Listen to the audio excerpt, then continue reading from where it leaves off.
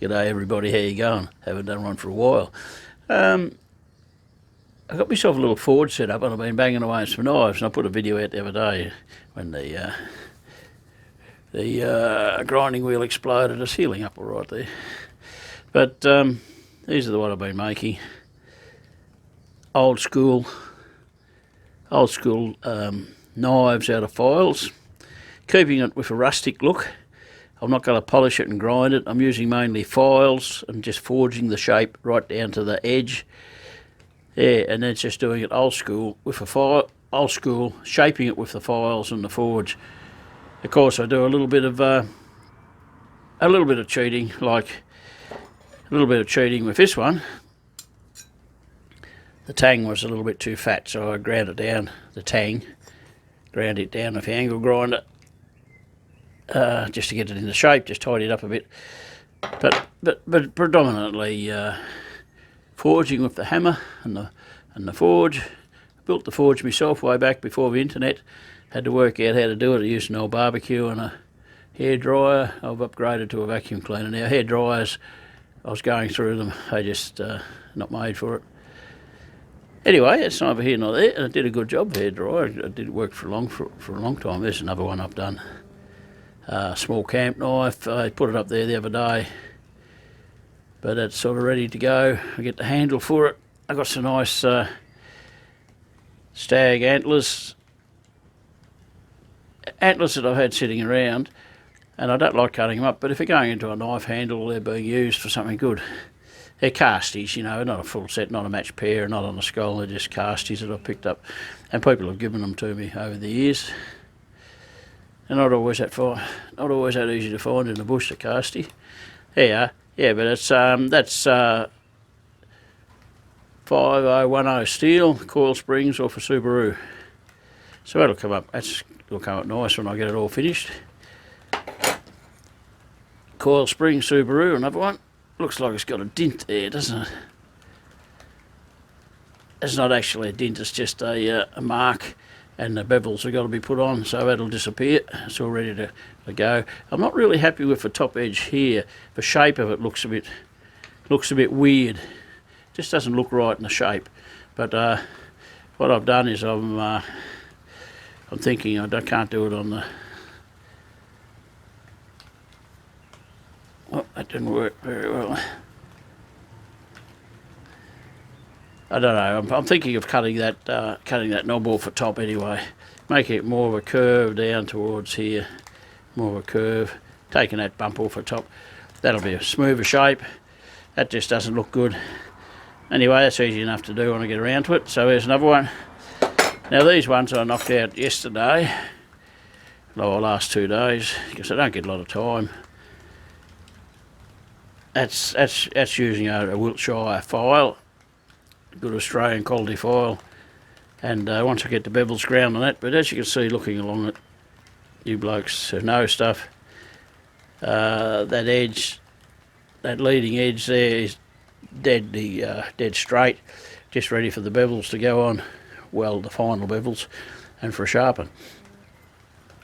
And that's what it is. It's a rustic, yeah, there's the back of it.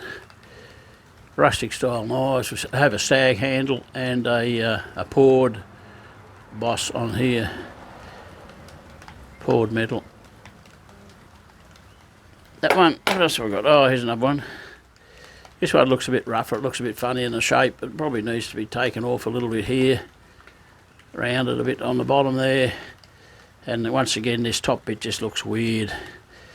Yeah, I'm not getting that shape right. I don't know, any suggestions? Maybe I just round that off at the top. Okay, I've got a couple of more waiting for a tidy up.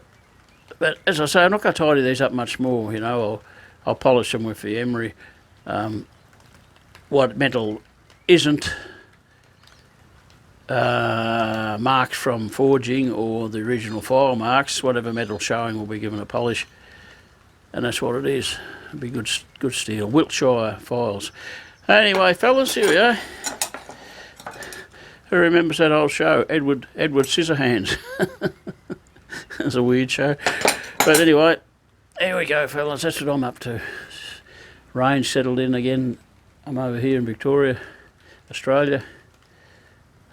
Wet weather. Maybe I'll go out this afternoon and have a look, see if I can find a deer, or somewhere where the deer are plentiful, and then work out how to put one in the freezer. Okay guys, enjoy yourselves, have a good one. To all my mates out there that I haven't seen for a long time, hope you're going well. Just keep on ticking along, mate. Every day, you got to go. Every day. Don't say I'll do it tomorrow, get out and do it today. Because one day, you won't be able to do it. The only choice you'll be making whether you eat vitamised food or not in the old folks' home, and they'll take that choice away from you. You cough once, you'll be on vitamised. Oh my God, I'd never sleep in again if you go into the old folks' home. Yeah, up past 4 or 5 o'clock with trolleys cart run around, the kitchen people turn up and you're just woken up. And they wake you up every hour they wake you up to make sure you haven't died during the night. So you get woken up every hour as well. They're not waking you up, but they just shine the light in to make sure you're breathing that. And when they open the door and shine the light in, you don't tell me you're not going to wake up. Of course you're going to wake up. Anyway, that's what I've got to look forward to.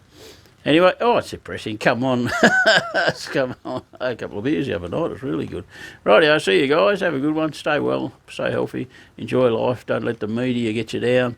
There's nothing we can do about what's happening in Ukraine and America and England and all that stuff. There's nothing we can do about it. Right throughout history, generations, and, I watched a movie about Oliver Cromwell. He hacked up because the king was screwing him over too much.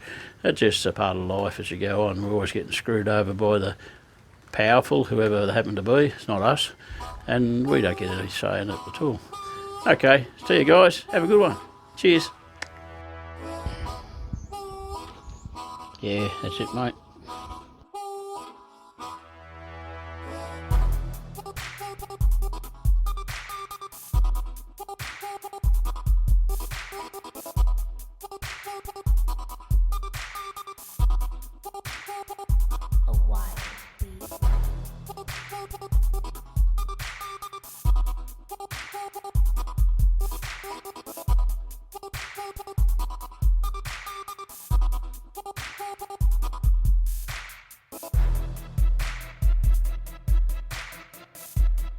See you guys. Have a good one.